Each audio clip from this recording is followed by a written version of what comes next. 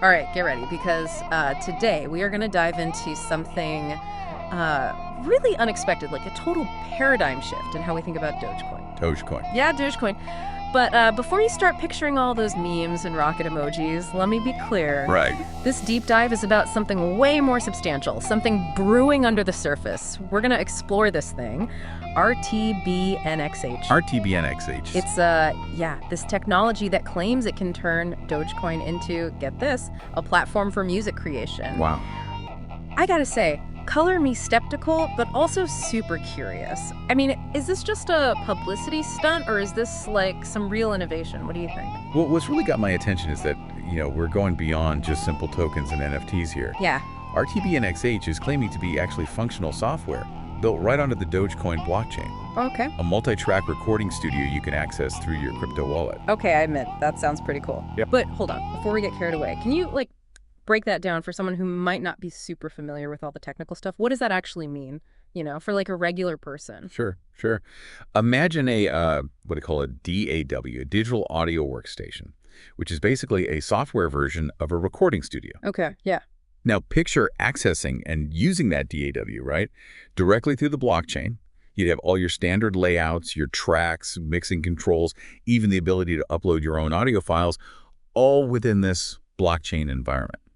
So I was looking at the interface, in the source material we have, and I gotta say it's surprisingly intuitive. Yeah. Even for someone like me who's, more comfortable browsing memes than mixing tracks, it seems pretty user-friendly.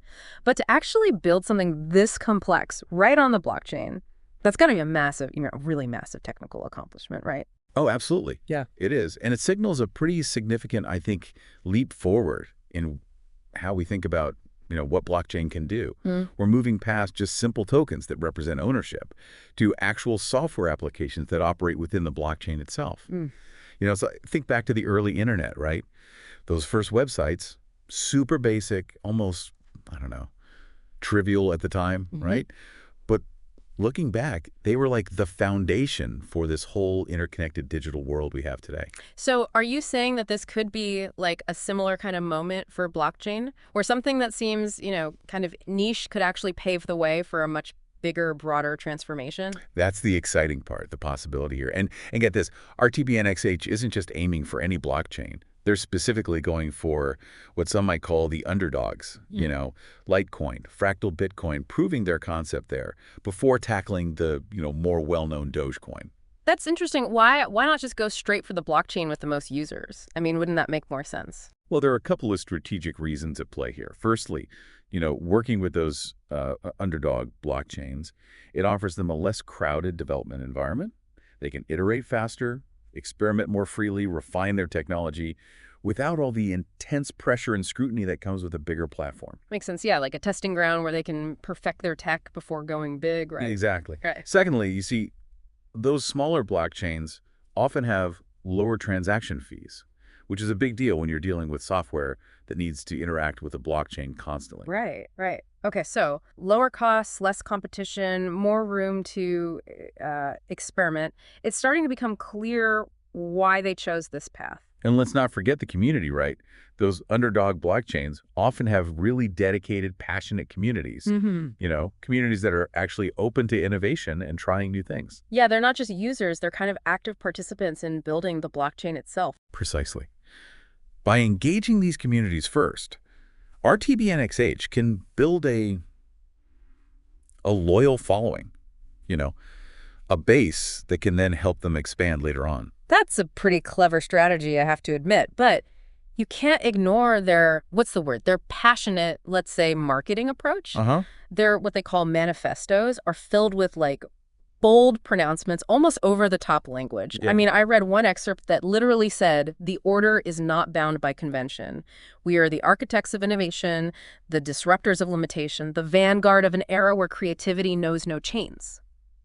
A little much, don't you think? There's definitely some zeal in their messaging, no doubt. Yeah. But, underneath all the drama, there's a message there, a message that resonates with a lot of artists and creators these days.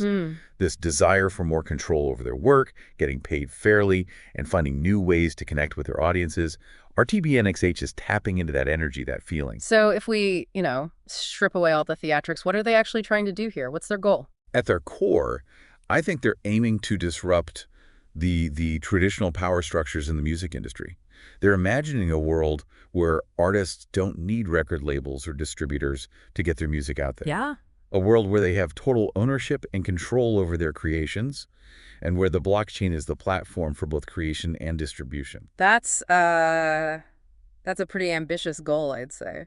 But how realistic is it? I mean, really? Well, that's where things get interesting because, while the vision is definitely compelling, there are some serious questions about whether this tech can actually deliver on those promises. Okay, so let's talk about the potential downsides. One thing that comes to mind immediately is scalability, right? Can a blockchain-based DAW actually handle like the demands of professional music production? I'm talking about projects with, tons of tracks, complex arrangements, huge file sizes. That's a valid concern, yeah. The blockchain's decentralized nature, while great for security and transparency, can also limit processing power and speed. So are we talking about a situation where this tech might be good for like creating demos or, simple tracks, but not quite ready for full-blown professional studio productions? That's certainly a possibility, yeah. And then there's the issue of sound quality. Traditional DWs rely on high-fidelity audio formats and powerful processors, right, to get those really clean, pristine recordings. Right.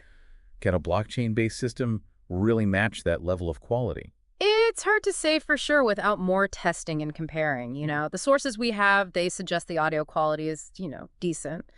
But there's a big difference between decent and studio grade. Right, a huge difference. And even if the technology itself is capable, there's question of, adoption. Will musicians and producers actually be willing to switch from those familiar DWs they're used to something new, something blockchain-based?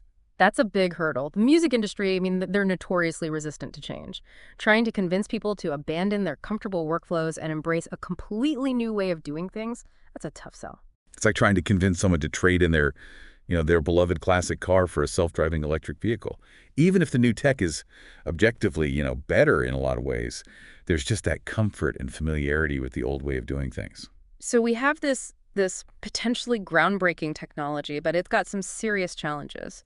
Practicality, getting people to use it, and maybe even its core functionality. So where do we go from here? What's next? Well, I think one of the most interesting parts of this whole story is RTBNXH's decision to target those underdog blockchains first.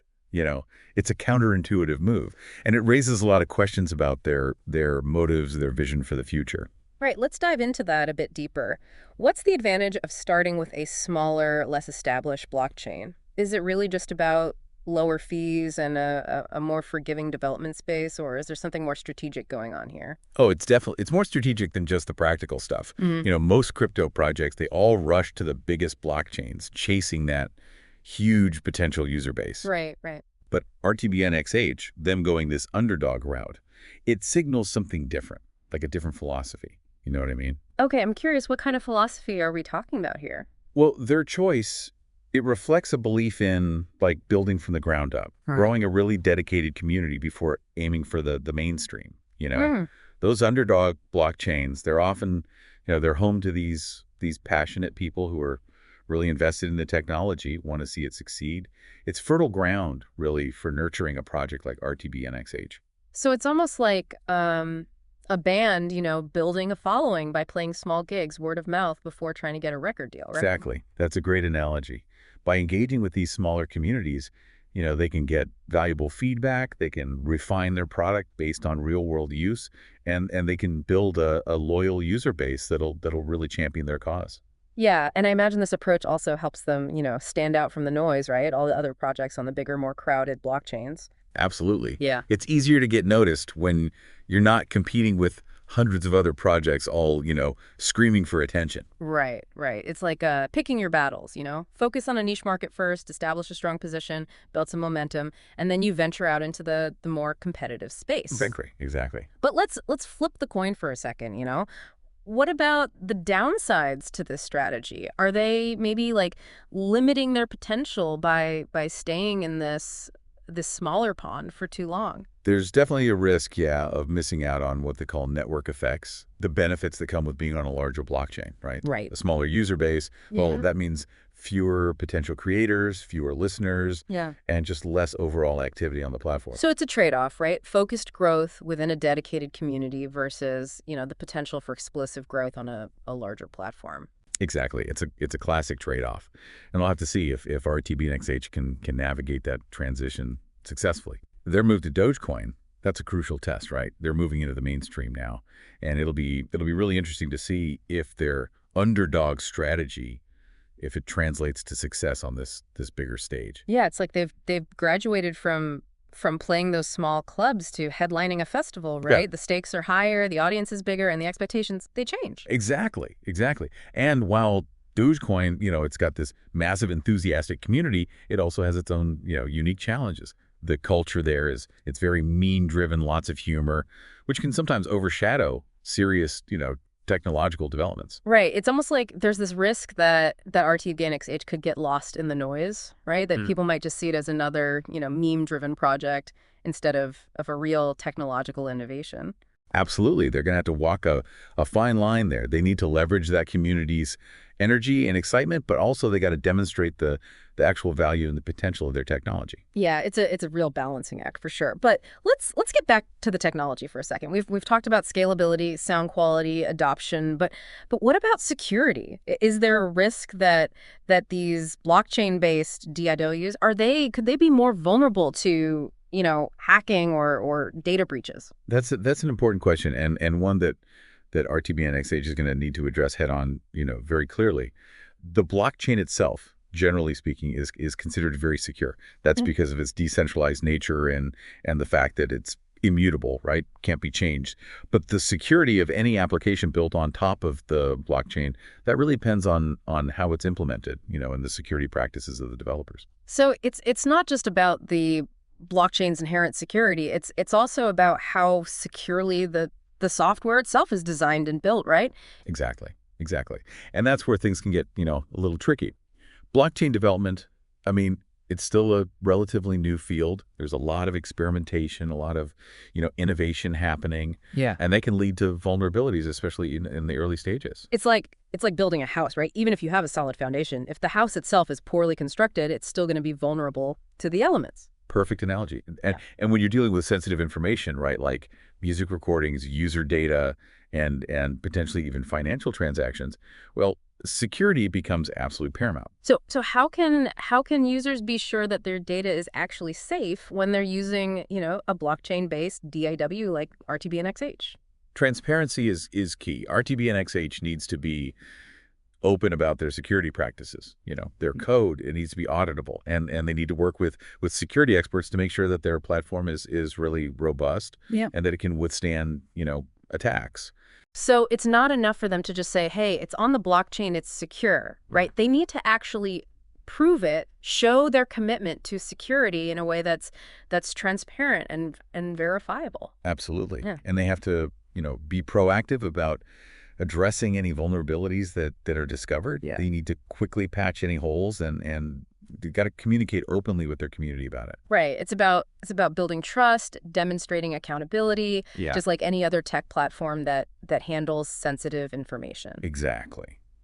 And this is especially important, I think, in the context of blockchain, where the decentralized nature can sometimes make it harder to pinpoint responsibility. So while the blockchain offers, all these exciting possibilities for music creation, it also brings new challenges, right? New things to think about, especially when it comes to security and data protection. Yeah, it's a complex landscape, and it's important for users to really be aware of both the potential benefits and the potential risks, before they dive headfirst into this new world. Okay, so let's shift gears a little bit here and talk about the impact that RTBNXH could have on the music industry as a whole. I mean, their manifestos, they talk a lot about disrupting traditional systems, empowering creators, but what does that actually look like in practice? What does that mean, in the real world? Well, that's the million-dollar question, isn't it? I mean, the music industry, it's been, dominated by a few big players, the record labels, the distributors, the streaming platforms, for decades. Yeah. RTBNXH is proposing a fundamental shift in that power dynamic. They want to put control back in the hands of the artists. And it's not just about control, right? It's about ownership, transparency, and fairer compensation. They're essentially saying, cut out the middleman, connect directly with your fans, and keep more of the money from your music. That's the ideal scenario, and it's a really compelling vision. But the reality, it's probably going to be, much more nuanced, much more complex. Those existing power structures, they're not just going to disappear overnight. There's going to be resistance, pushback, and probably attempts to co-opt or control this new technology. So it's not just a tech battle, it's also a cultural and economic one. Right. RTBNXH is challenging the very foundation of how the music industry works. Exactly. And it's gonna be fascinating to see how this all plays out over the next few years. Yeah. Will they succeed in starting a revolution, or will they get absorbed into the existing system? Right, right. Will we actually see a real shift in power, towards artists and creators, or will the industry find new ways to maintain control? These are the big questions, right? The questions we need to be asking as this technology keeps evolving. And it's not just about the established players either. We also have to think about the impact on independent artists and musicians, the ones who are already operating outside of the traditional system. Right. Yeah. For them, this could be huge, right? A platform where they can showcase their work, connect directly with fans, and build a sustainable career, without having to rely on the gatekeepers of the industry. But it also raises questions about discoverability and visibility. In a world where anyone can upload their music to a blockchain platform, how do you stand out from the crowd? How do you get people to hear your music? So it's not just about creating the technology, right? It's about building a whole ecosystem, a thriving ecosystem where artists can, not only create and distribute their music, but they can also, find an audience, build a community. And that's where the community itself, that's where its role becomes crucial.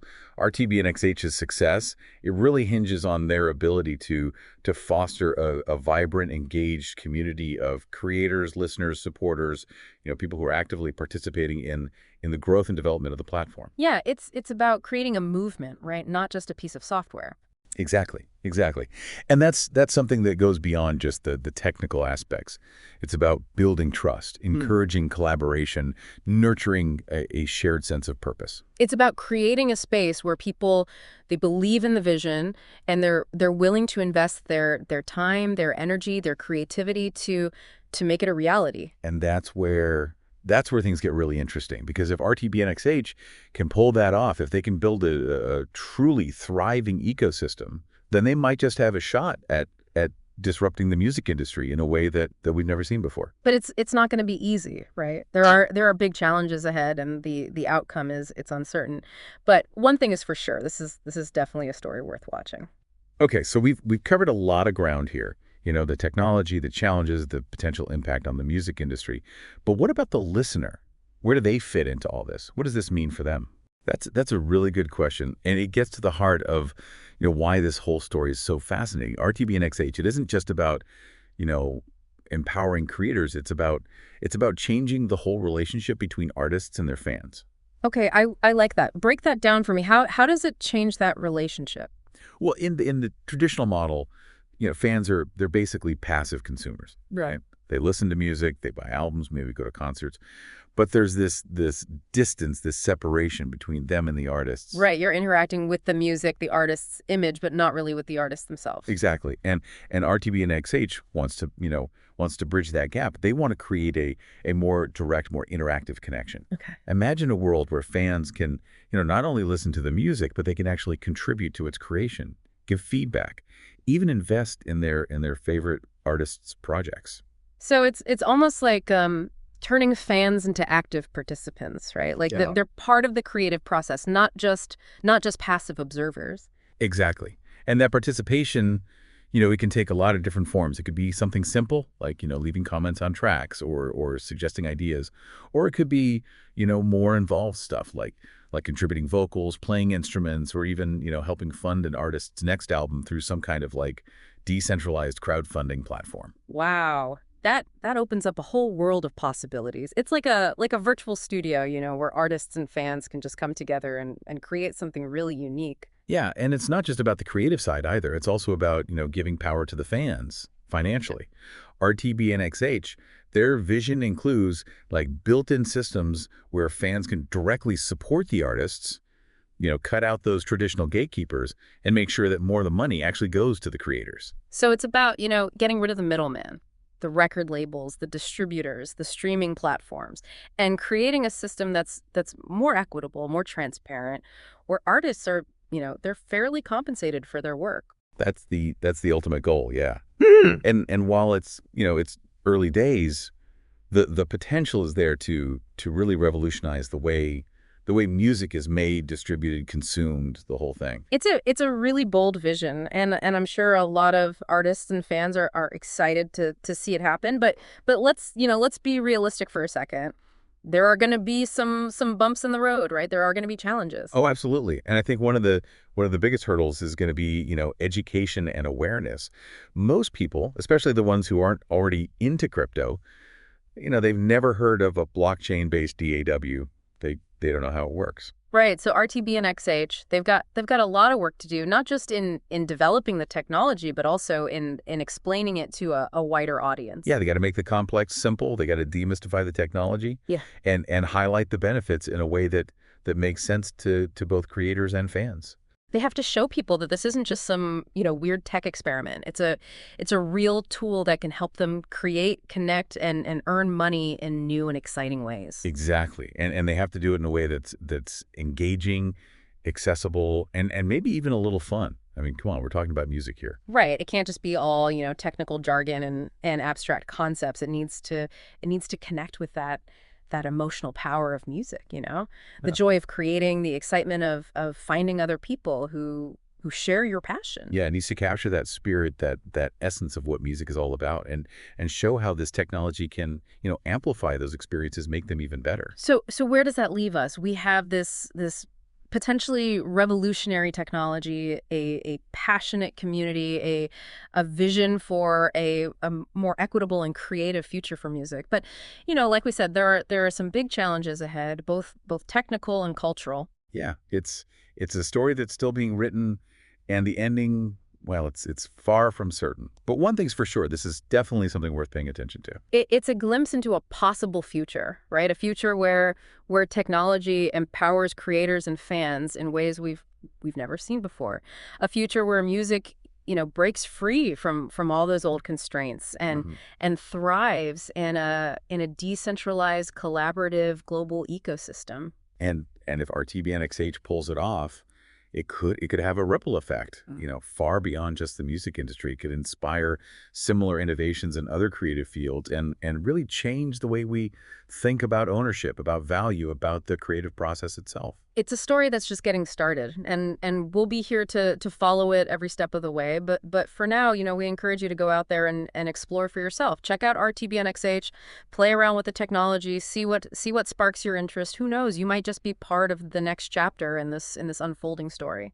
The future of music, maybe even the future of creativity itself. It could be a lot more decentralized, a lot more collaborative, and a lot more exciting than we ever thought possible.